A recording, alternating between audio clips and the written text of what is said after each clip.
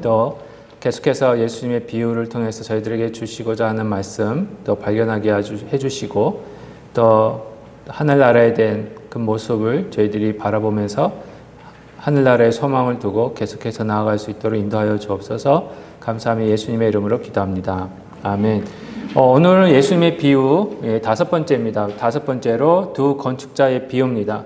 그래서 당신의 집은 어디에 세워지고 있습니까? 그래서 교재에 보시면 견고한 반석 위에 세우는 집인데요. 두 건축자의 비유로 본 비유는 두 복음서에서 나오고 있습니다. 똑같은 말씀인데 마태복음 7장 24절부터 27절, 그 다음에 누가복음 6장 47절에서 49절. 이제 교재에는 마태복음 7장 24절부터 25절 말씀만 저희가 이제 올려드렸습니다. 그런데 이제 똑같은 말씀입니다. 누가복음의 똑같은 말씀인데 읽어보시면 아시겠지만 마태복음 7장에서는요, 반석 위에 그 집을 반석 위에 짓는 자 이렇게 얘기를 하는데 누가복음에서는 이제 마태복음에 없는 단어 하나가 누가복음에는 있습니다. 깊이 파서 반석 위에 집을 짓는 자라는 그 말씀이 누가복음에는 나오고 있습니다. 그래서 다른 건 다 똑같은데 누가복음에서는 이제 깊이 판다라는 단어만 나와 있고요. 그 부분에 대해서 나중에 다시 같이 보도록 하겠습니다. 일단 먼저 한번 이 질문은 저희가 수업을 지금 하면서 한번 보시고 수업 다 끝나고 한 2, 3분 남겨놓고 이 질문에 대해서 답을 해주시는 시간을 갖도록 하겠습니다. 그래서 그 시간에 따라서 그 답을 해주시는 부분에 대해서 이 상품을 이제 가져가시는 걸로 하겠습니다. 그래서 먼저 수업에 집중해 주시면, 그래서 적으시면 적으셔도 돼요. 제가 빅칸으로 해놨기 때문에 만약에 이제 적으실 수 있게 제가 해드렸습니다. 한번 좀 말씀을 한번 보도록 하겠습니다. 마태복음 7장 24절 27절인데 우리 예수님이 두 건축자를 비교를 하시면서 비유를 하셨습니다. 첫 번째는 24절부터 25절 말씀이고요. 두 번째는 26절부터 27절, 두 절씩 그렇게 해서 이제 우리 예수님이 해놓으셨는데 첫 번째 여러분들 보시기에 이제 왼쪽에 있는 24절, 25절은 모래 위에, 그렇죠? 모래 위에 반석이네요. 먼저 반석 위에 있는 집을 짓는 사람부터 말씀하시고 26절부터는 이제 모래 위에 집을 짓는 사람 이렇게 비교를 해주셨습니다. 근데 이 본문에 보시면 제가 이렇게 오렌지색으로 서로 똑같이 해드렸는 게 서로 이제 비교가 되는 부분입니다. 24절에서는요, 누구든지 우리 예수님의 말씀을 듣고 행하는 자가 나와 있고 26절에서는 듣고 행하지 아니하는 자에서 나오고 있습니다. 그 두 개를 비교를 하고 계시고요.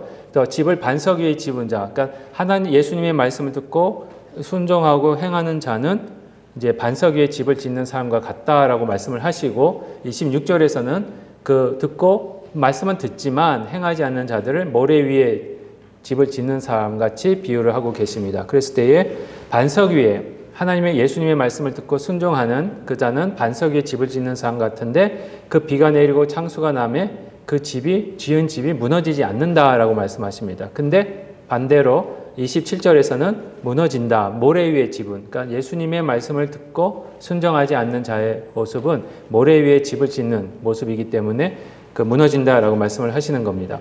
그러면 그렇게 갈라놓는 이유가 있다. 이유가 뭐냐면은 예수님의 말씀을 듣고 순종하는 자는 그 주추를 그 기초를 반석 위에 둔 거를 이제 말씀을 듣고 순종하는 자의 모습이었고, 이제 모래 위에 말씀을 듣지만은 순종하지 않는 자는 이 기초가 없다는 말씀입니다. 그러니까는 기초가 없으니까 무너질 수밖에 없는 거예요. 그래서 그 두 가지 비유를 해주시면서 똑같이 말씀을 듣고 있는데 누가 기초를 주초를 쌓고 있는지 아니면 없는지, 그러면서 똑같이 말씀을 듣는 자들은 모든 삶은 다 예수님의 비유로서는 집을 짓는 자들인데 어디 위에 어느 기초 위에 집을 짓는지를 말씀하고 계십니다. 특별히 집을 짓되 깊이 파고, 이건 누가복음에서 나오는 말씀입니다. 이 깊이 파고가 마태복음에는 없습니다. 누가복음에는 있습니다. 그래서 누가복음을 중심으로 해서 또 이렇게 보여드렸는데, 깊이 판다는 것은요, 얄팍한 신앙을 넘어서서 치열한 순종의 과정을 보여주고 계십니다. 이 순종을 저번에 계속해서 예배 시간에도 저희가 말씀을 나눌 때도 말씀드렸지만은 다 적용이 되는데, 순종한다는 것 자체, 순종할 수 있다는 것 자체가 하나님의 예수님의 은혜입니다. 그렇죠? 저희가 순종할 수 싶은 마음이 생길 수 있다는 거, 그 다음에 순종할 수 있는 능력이 생긴다는 거가 다 하나님 주신 건데, 하여튼 그렇다고 해서 완벽할 수는 없습니다. 완벽할 수 없다고 포기하지는 않습니다. 예수 믿는 자는 포기할 수는 없습니다. 그래서 열심히 치열하게 순종의 과정을 거친다는 말씀이 실패 속에서도 저희들이 그걸 사모하는 마음이 있기 때문에, 소망이 거기 하늘나라에 있기 때문에 계속해서 순종하고자 하는, 계속해서 시도하는 그런 과정을 저희들이 보여주고 계십니다. 특별히 주추 없이 흙 위에 짓는 자 그랬을 때 기초 없이 짓는, 겉모습은 화려한데 내면의 결단이 없는 상태. 그렇죠? 빛 좋은 개살국입니다. 그 다음에 예수님이 흔히 많이 또 비유로 말씀하셨듯이 회칠한 무덤 같은, 이제 겉과 속이 다른 사람, 그런 것들을 겉으로 보기에는 참 말씀을 듣고 말씀대로 사는 것 같은데 실제적으로 봐서는 순종의 열매가 없는 그런 모습들을 봤을 때 겉모습은 화려하지만 내면의 결단이 없는 상태를 말씀하고 계십니다. 그랬을 때 이 말씀을 듣고는 많은 이스라엘 백성들이 놀랍니다. 예수님의 권위가 굉장하다. 그랬을 때에 서기관들의 가르침과 다르다, 이렇게 얘기를 합니다. 그 이유가 있습니다. 옛날에는요, 예수님 시대 때는 이 서기관들이나 바리새인들이나 사두개인들이나, 서기관뿐만 아니라 특별히 제사장도 그렇고요, 바리새인도 그렇고, 서기관들이, 이 서기관도 그렇고 그 말씀의 전문가입니다. 그래서 특별히 이제 그때 당시에 말씀하면은 구약 성경을 말씀하시는데, 구약 성경의 전문가인 서기관들이나 바리새인들이 말했을 때에 말씀을 보고 연구를 해서 하나님이 주신 그 말씀에 깨달은 말씀을 가르치는 것이 아니라 자기 선생님이 자기한테 가르쳐 준 거, 그리고 자기 선생님이 또 자기 선생님의 선생님이 내 선생님한테 가르쳐 준 게 나한테 왔을 때 또 그거, 그러니까 맨날 똑같은 말만 하는 거예요. 새로운 게 하나도 없었습니다. 그때 당시에는. 그러니까 옛날에 10년 전에 들었던 말씀 똑같이 또 서기관이 해주고, 왜냐하면 예를 들어서 이제 내가 어떤 분이 10살 때 A라는 선생님한테 들었어요. 그 말씀, 그때 처음 들으니까 좋다 이랬는데 10년 후에 그 선생님의 제자한테서 10년 후에 10살 된 소녀가 20살이 됐을 때에 말씀을 배웠는데, 그 전에 10살 때 배웠던 제자한테서 또 배웁니다. 그러면 또 새로운 게 나와야 되는데 새로운 게 안 나오고 그 선생님한테 배웠던 그대로 반복해서 해주니까 똑같은 거예요. 이게 10년 후에도 30살 때도 그렇고 40살 때도 그렇고, 일평생 들은 말씀이 계속 똑같은 말씀. 근데 예수님이 딱 와서 하는데 처음 듣는 말씀입니다.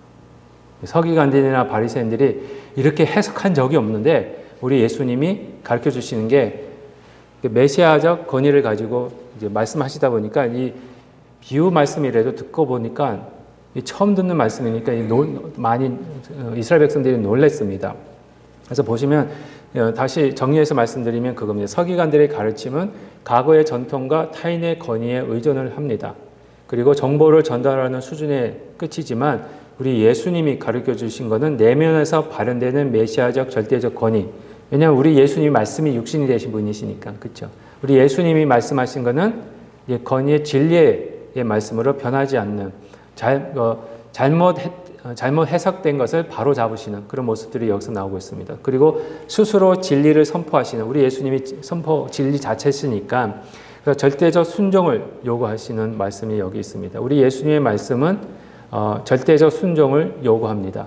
그래서 예수님의 권위를 통해서 저희들에게 주고자 하신 말씀은요, 왕의 법을 선포하시는 분이시기에 그분의 말씀은 선택이 아닌 운명을 결정하는 기준이 됩니다. 하나님의 말씀은요, 선택이 아닙니다. 그거는 해도 되고 안 해도 되는 게 아닙니다. 이거는 절대적 순종을 요구하시는, 순종의 열매를 요구하시는, 그리고 우리의 삶을 갈라놓으시는, 죽음이냐 삶이냐, 지금까지 저번 주까지 한 거에 보시면은 그물 비유, 그 다음에 가라지 비유 보시면은 좋은 열매, 나쁜 열매, 좋은 생선, 나쁜 생선 이렇게 가르시는 장면이 나오듯이 예, 그래서 좋은 열매나 좋은 생선의 비유는 이제 말씀의 그 오늘처럼 반석 위에 집을 짓는 그 맥락을 같이 하고 있다고 생각하시면 됩니다. 그랬을 때 지혜로운 자는 반석 위에 집을 짓는 자들이고요. 어리석은 자는 모래 또는 흙 위에 그래서 말씀을 듣지만 그를 흘러보내는 그런 모습들이 있습니다. 그렇다면 진정한 반석의 의미는 뭐냐 했을 때에 반석은 듣기와 행하기가 같이 돼야 됩니다. 예. 이 말씀은요 이미 구원받은 자들에게 주시는 말씀입니다. 예. 구원받기 위해 그래서 아까 설교 시간에는 분명히 말씀드린 겁니다. 구원받기 전에는 예수님의 은혜로만 그리고 예수님을 믿는 믿음으로만 구원을 받습니다. 그러면 구원을 받은 자는 그러면은 그걸로 끝나느냐? 아니면 시작입니다. 여러분 자녀분들이 보시면은 이제 새롭게 태어나는 그런 자녀들이 있다고 생각해 보십시오. 이제 이제 곧 출산할 이제 출생할 이제 자녀들이 있다 생각하시면은 딱 어머니 뱃속에서 나왔습니다. 그러니까 새로운 삶이 시작된 겁니다. 그렇죠? 새로운 삶이에요. 그렇다고 그 아이가 거기서 끝났습니까? 이제 다 했다. 어머니들이 산모 뱃속에 있는 아이가 나오기만 솔직히 처음에 뱃속에 있을 때 보면은 빨리 나왔으면 좋겠다 이렇게 생각을 해요. 뭐 다 아시겠지만 왜냐하면 몸이 무거워지잖아요. 근데 딱 어르신들이 하시는 말씀이 그래도 뱃속에 있을 때가 편했어. 다 동의하시잖아요. 왜 그렇습니까? 자녀가 근데 처음으로 아이를 갖는 어머니들은 빨리 나왔으면 좋겠는가 나오면 오히려 편해질 것 같은 느낌이 드는 거예요.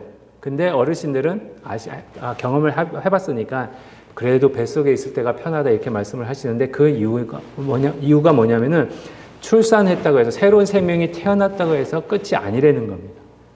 예, 이제부터가 시작이에요. 그렇죠? 구원을 받고 나면 그렇죠? 구원을 받고 나면 새로운 피조물이 됐으면 이제부터 시작이에요. 예. 요게 듣기와 행하기입니다. 여기에서 그게 반석인데 듣기만 하면은 모래 위가 되는 거고, 예, 행하기, 그러니까 여기서 보면 순종입니다. 그렇죠? 순종. 그래서 단순히 예수님이라는 존재 자체가 아니라 예수님의 말씀을 듣고 행하는 지속적인 삶의 방식. 저번 아까도 로마서 8장도 그렇고, 그 다음에 에베소서인가요? 에베소서도 그렇고 예수님의 형상을 담는 거, 하나님을 흉내내는 거. 계속 사도 바울도 그렇죠. 그렇게 말씀을 하신 겁니다. 이 교회가 이미 거듭났고 새로운 피조물이기 때문에 예, 새로 태어났기 때문에 아이가 자라면서 처음에 솔직히 갓난아기가 딱 내어나면 이게 누굴 닮았지? 잘 몰라요. 저는 그렇더라고요. 근데 그 자녀가 커가면서 어떻게 됩니까? 누구 닮았는지가 보여요.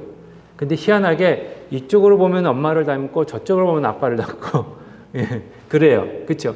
저희도 똑같습니다. 구원을 사도 바울이 로마서나 에베소서나 말씀하시는 이유가 예수님의 형상을 담고 하나님을 흉내내고 본받으라는 것이 새로운 피조물로서 하나님의 자녀가 됐기 때문에 이렇게 보면은 하나님의 모습이 나오고 이렇게 보면 예수님의 모습이 나오고 물론 삼위일체 하나님이시겠지만 그러니까 한마디로 말씀드리면은 우리 주인이 되시는 창조주의 모습이 나오게끔 하시기 위한 모습입니다. 자녀가 부모를 닮는 건 지극히 당연합니다.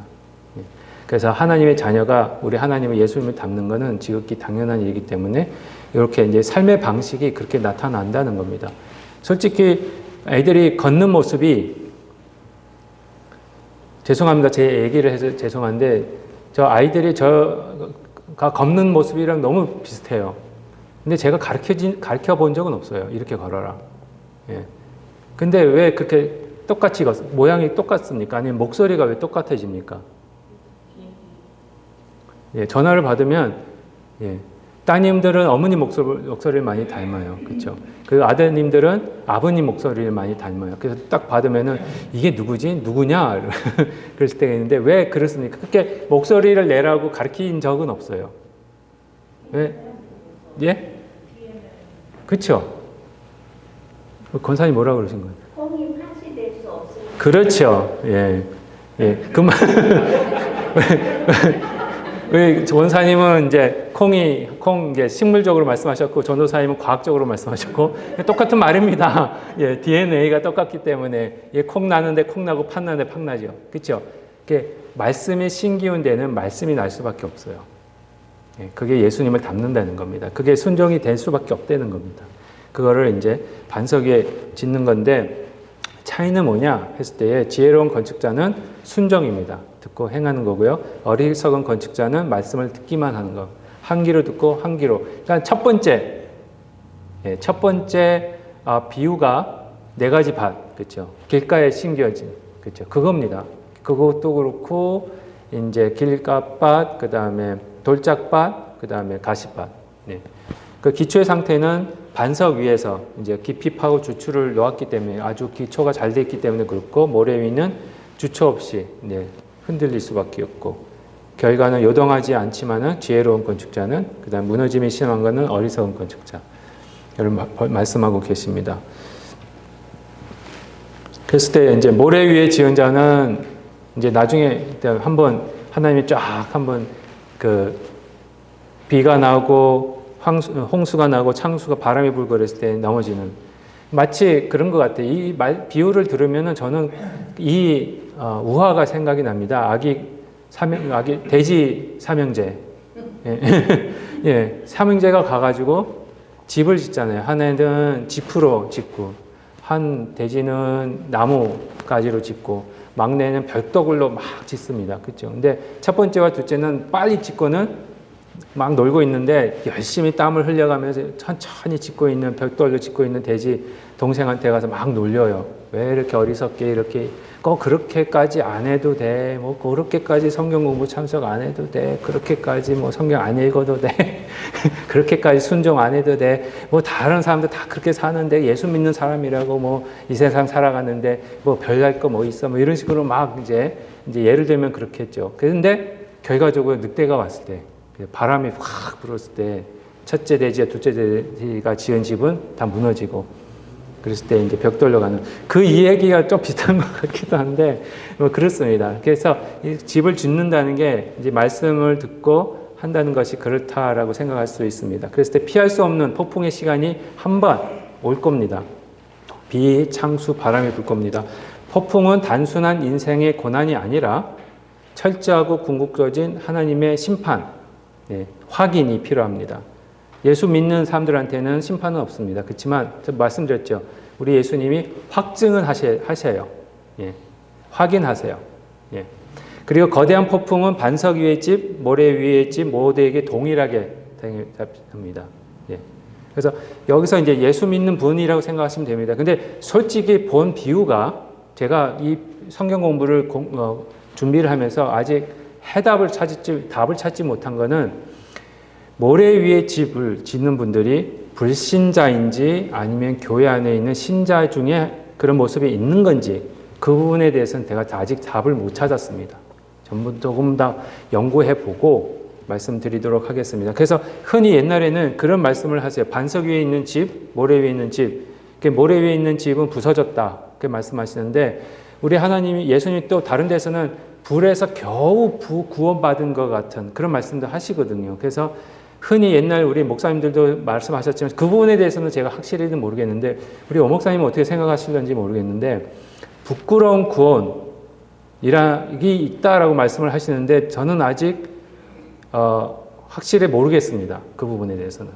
그 부분 그래서 아직 반석 위의 집, 모래 위의 집. 반석 위의 집은 분명히 구원받은 자라서 새로운 피조물로서 열매를 맺는 순종의 열매를 맺는 사람은 맞는데 모래 위에 집 짓는다는 것은 일단 집을 지었거든요. 그럼 말씀을 들었다는 말씀인데 말씀을 듣고 믿는데 행위가 없다는 말씀인데 그런 분을 얘기를 예수님이 비유로 말씀하시는 건지 근데 제가 지금까지 공부한 신학적 이론으로는요 믿음이 있는데 순종이 없다?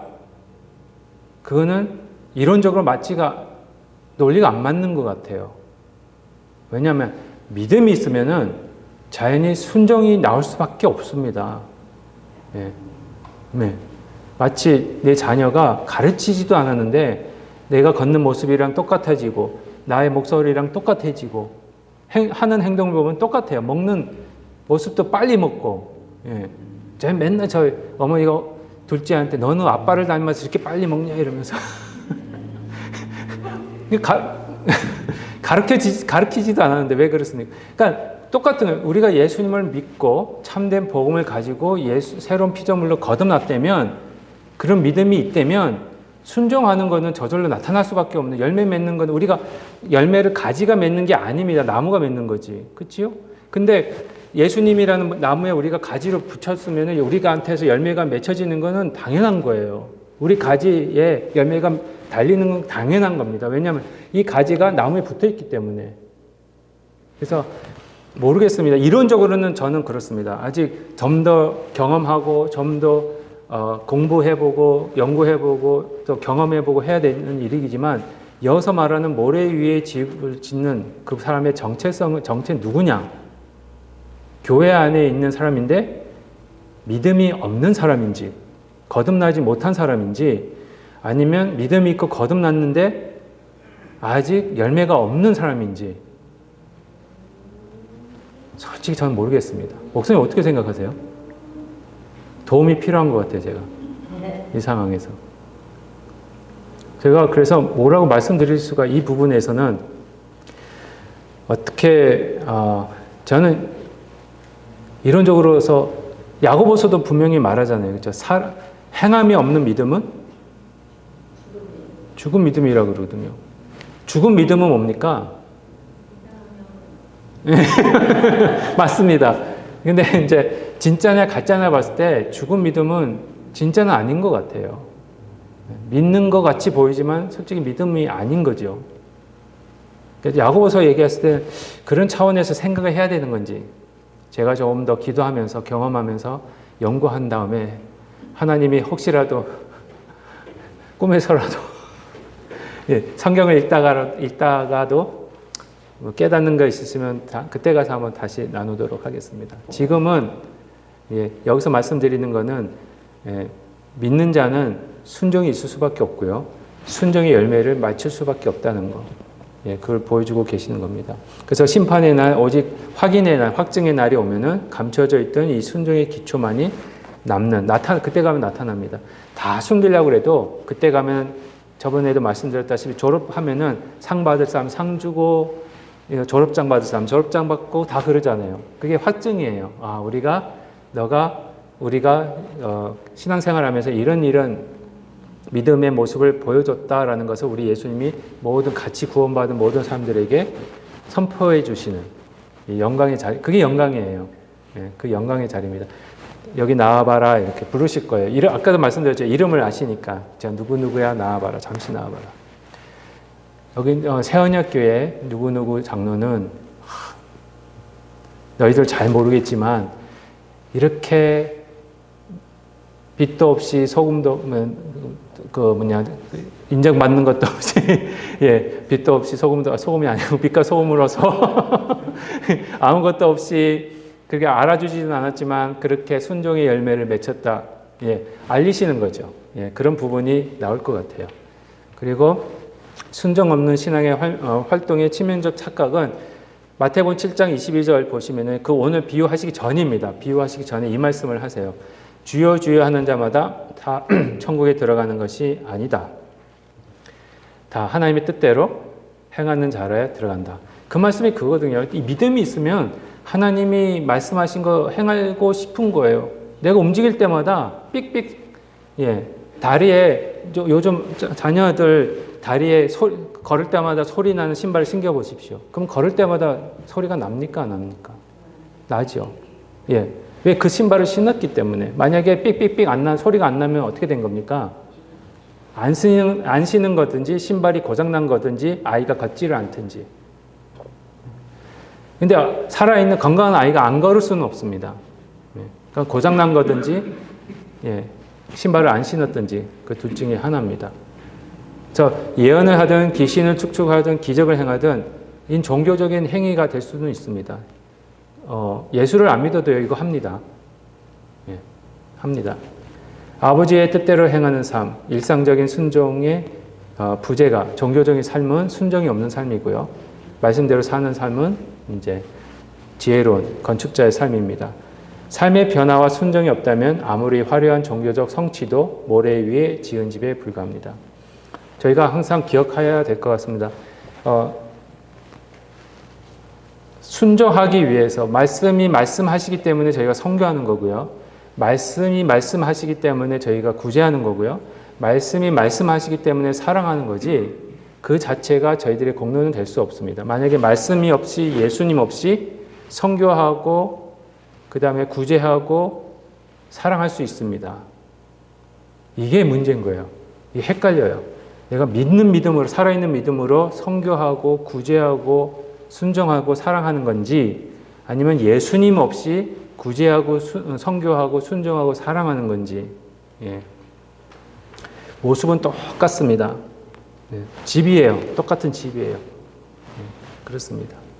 그랬을 때 특별히 그래서 이런 말씀을 하시는 겁니다. 교회 안에 비슷한 그리스도인들이 있다는 겁니다. 말씀에 동의하고 예배 자리에는 있지만 삶의 결단과 순정이 전혀 없는 상태. 이름은 영원한 운명을 담보로 가장 위험한 도박을 하고 있는 것일 수 있습니다. 심판의 날에 듣길 가장 두려운 선고입니다. 내가 너희를 도무지 알지 못하니. 그때마다 주여 7장에 나오잖아요. 주여 하는 자마다 다 하나님 나라에 들어가는 것이 아니라 그러면 그때 가면은 내가 주님의 이름으로 귀신도 내쫓고 주님의 이름으로 구제도 하고 주님의 이름으로 선교도 하고 주님의 이름으로 사랑도 하고 주님의 이름으로 순종도 했습니다. 그랬을 때 예수님 이런 말 하시면 정말 진짜 우리 신앙생활이 헛된 것 같아요. 내가 도무지 널 모르겠다. 불법을 행하는 자들아 내게서 떠나가라. 저 모르세요? 내 새언약교회 몇 년도부터 몇 년도까지 다녔는데요. 내가 미안하다 도무지 모르겠다. 우리 예수님 그러시면은 그렇죠. 근데 아까도 말씀드렸지만 그 구원의 확신이라는 게 그래서 그런 것 같아요. 그래서 우리 하나님, 예수님, 성령님이 주체가 되셔야 되는 거예요. 말씀이 주체가 돼요. 내가 주체가 돼서 하는 게 아니라 우리 아까도 이제 말씀드렸지만 우리의 삶은 그 삶의 소유권은 우리 예수님께 있고요. 그 삶을 운전하시는 그 운전대는 우리 예수님의 사이즈에 딱 맞춰졌기 때문에 저희들이 아무리 해보려고 해도 안 됩니다. 근데 하고 있다라고 생각하면 운전 내가 할 수 있다라고 생각하면서 이제 갔을 때는 이제는 글쎄요. 성경이 말씀하시는 주여 주여 하는 말로만 주여 주여 하는.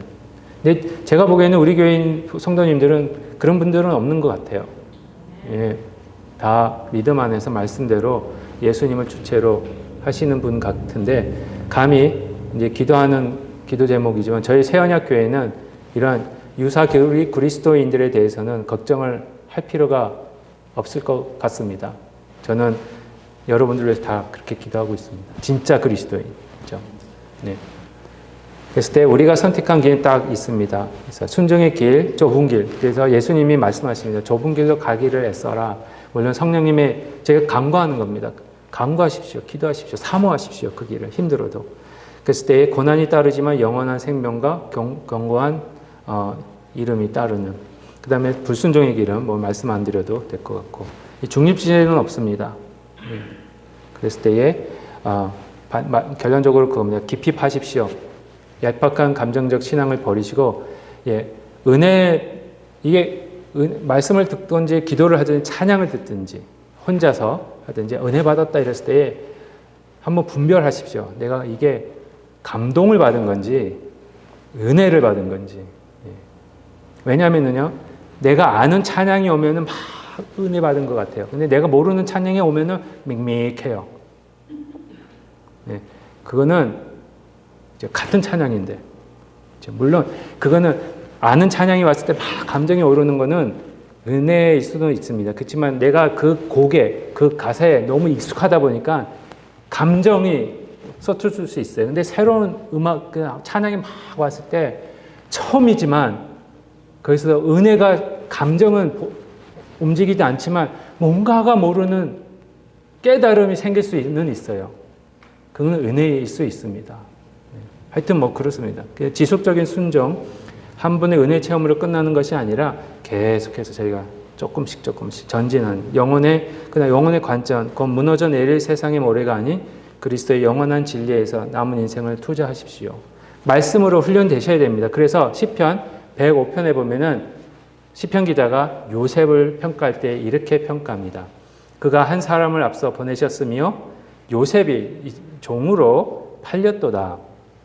그의 요셉의 발은 차고를 차고 그의 몸은 쇠사슬에 매었으니 18절은 어떤 모습을 가리키고 있습니까?